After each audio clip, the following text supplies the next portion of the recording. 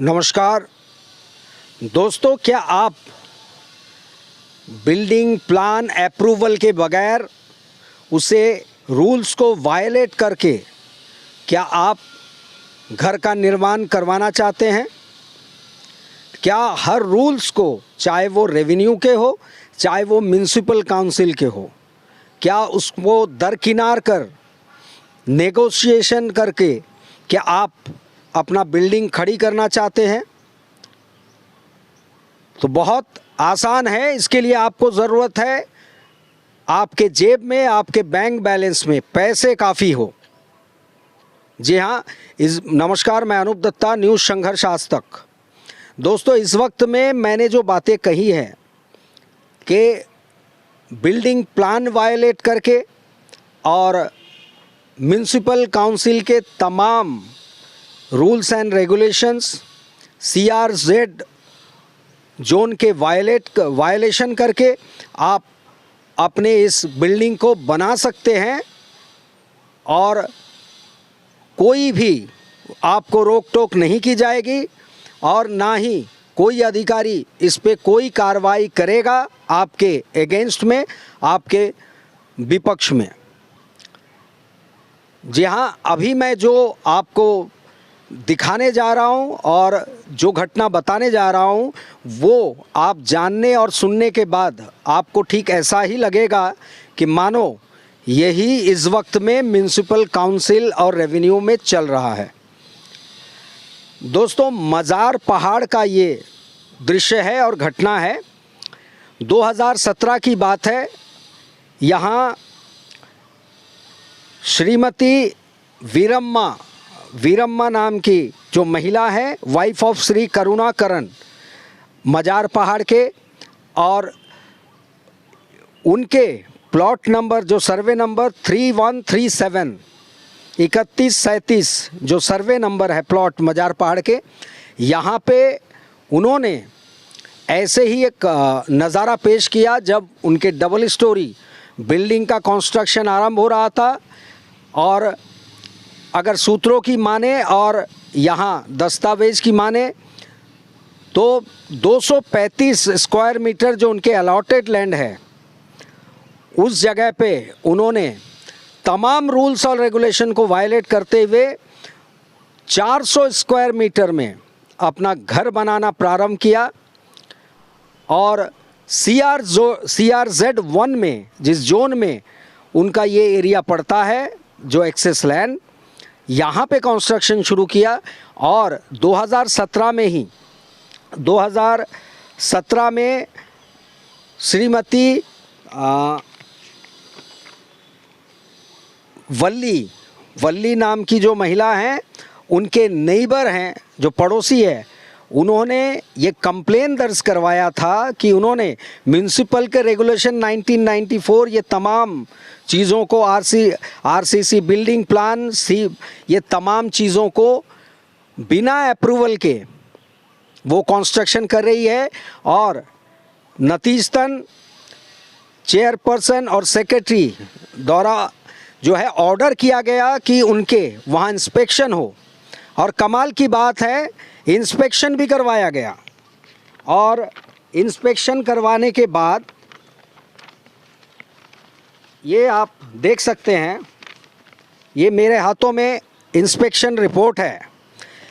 और तमाम inspection report में साफ तौर पे कहा गया कि श्रीमती जो वल्ली द्वारा कंप्लेन किया गया और श्रीमती वीरम्मा, इनके अगेंस्ट में ये बिल्डिंग प्लान जो है ये कोई अप्रूव नहीं है, और without any approval building plan and violation the setback rule under rule 165 of Andaman Nicobar islands LR and LRR 1968 और also encroaching the government revenue land. और इसके बाद वो स्ट्रक्चर खड़े कर रहे हैं प्लॉट बियरिंग सर्वे नंबर 3137 मज़ार पहाड़ एरिया, जो कि site falls within the CRZ 1, जिसके तहत हॉनरेबल हाई कोर्ट द्वारा यहाँ स्टे है कि कोई भी activities, construction activities CRZ1 zone में नहीं हो सकता है।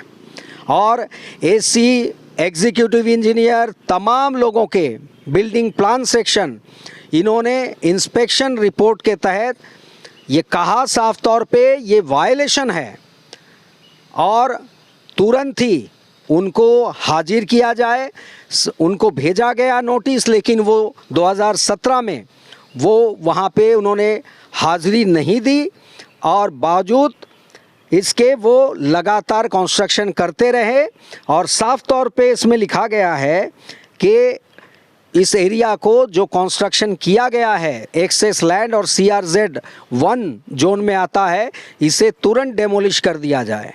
लेकिन 2017 और उसके बाद 2023 आप ज़रा तस्वीरों को देखते रहिए और समझने की प्रयास कीजिए कि डबल स्टोरी बिल्डिंग उसके बाद आज 2023 पहुंच चुका है। बेखौफ बेदस्तूर, ना केवल डबल स्टोरी, अब उसके ऊपर और 2 मंजिला इमारत खड़ी की जा रही है और ना उसे रूल के ना कानून व्यवस्था के कोई डर है। तो सीधे सीधे तौर पे उंगली अधिकारियों पे उठ रही है और उन तमाम लोगों पे जो इसके लिए जिम्मेदार हैं। डेमोलिशन करवानी चाहिए थी, जो नहीं की गई। और यहाँ तक कि उनके सेफ्टी टैंक के बारे में भी कहा गया, सेटबैक नहीं छोड़ा गया। Safety tank and water tank without any approval building plan. और साथ ही साथ इन्होंने, जो महिला है श्रीमती वल्ली, इन्होंने एक और कंप्लेन दर्ज की, जो सीवेज, जो पाइप टैंक है उनके, जो वेस्टेज पाइपलाइन है वो सीधे सीधे इनके घर की ओर वहाँ लीक हो रहा है और गिर रहा है, जिसके कारण से बदबू कंडीशन जो है वहाँ पैदा हो गया है और वहाँ के लोग बागों का रहना वहाँ पे दूभर हो गया है। लेकिन पुलिस कंप्लेन के बावजूद कोई एक्शन नहीं हुआ, ना ही रेवेन्यू से किया गया, ना ही म्यूनिसिपल काउंसिल। और ज़रा सोचिए, आप जंगल के भीतर या म्यूनिसिपल के किसी कोने में 4 खंबे भी गाड़ रहे हो तो इनके पूरे तामझाम के साथ, पुलिस व्यवस्था के साथ ये वहाँ पहुँच जाते हैं। म्यूनिसिपल के अधिकारी पहुँच जाते हैं, रेवेन्यू के अधिकारी पहुँच जाते हैं, क्योंकि जब वो खंबा गाड़ रहा हो तो उसे पता चल जाता है कि ये मालदार पार्टी नहीं है, इसके कंस्ट्रक्शन या छोटा सा झोपड़ी है, इसे तुरंत रोको, धमकाया जाता है। लेकिन आँखों के सामने इतनी बड़ी बिल्डिंग वायोलेशन के साथ में खड़ी की जा रही है, अब भी बदस्तूर काम चल रहा है, लेकिन किसी की नज़र इस पे नहीं पड़ रही है, कोई अभी तक आवाज़ नहीं उठ रहा है। अधिकारी खामोश है और खामोशी की वजह वो क्या है, कौन से वजन इन्होंने, इस घर वाले ने लाद दिया है उन पे, और कितनी जो है तादाद में ला दी गई है, जिसके कारण ना इनके कदम उठते हैं उनके और जाने के लिए, ना ही वहाँ दफ्तर में कोई हलचल हो रही है। ज़रा सोचिए, कोई ताज्जुब की बात नहीं होगी अगर ये सारे वायोलेशन को देख करके आप ये कहें कि कुछ दिनों बाद रेवेन्यू के दफ्तर में, तहसील ऑफिस में एक बोर्ड लगाया जाएगा जिसमें साफ तौर पे लिखा जाएगा, सबसे टॉप में number 1, violation of building plan with negotiation, amount इतने लाख, एनक्रोचमेंट इतने अमाउंट, ये तमाम चीज़ें लिखी जाएगी। क्योंकि ऐसे वारदातों को देखकर, ऐसे कामकाज को देखकर लोग बाग आज त्रस्त हैं और ये चीख चीख के कह रहे हैं लोग कि करप्ट डिपार्टमेंट बन चुका है, ये म्यूनिसिपल कह लीजिए या रेवेन्यू डिपार्टमेंट। लगातार वायलेशन आपको दिखाई देंगे। आप अगर मालदार पार्टी हैं, अगर आपके बैंक बैलेंस ज़्यादा है, आप नेगोशिएट कर सकते हैं, आप जेब गरम कर सकते हैं, तो आपके लिए कोई भी वायलेशन करना बहुत आसान है। और इस बिल्डिंग को देख करके तो आप स्वतः ही कह सकते हैं कि कहाँ है कानून और कहाँ है ये रूल रेगुलेशन। एक गरीब आदमी को समझाने के लिए अधिकारी रूल रेगुलेशन के बही खाता खोलकर खड़े हो जाते हैं, लेकिन क्या इसके लिए कोई रूल नहीं है? क्या इसके लिए कोई रेगुलेशन नहीं है? क्या रेगुलेशन मानना इनके लिए मैंडेटरी नहीं है? क्या आपसे कुछ खास रिश्ते हैं, इनके खास संबंध है जिसके तहत कोई कार्रवाई नहीं हो रही है?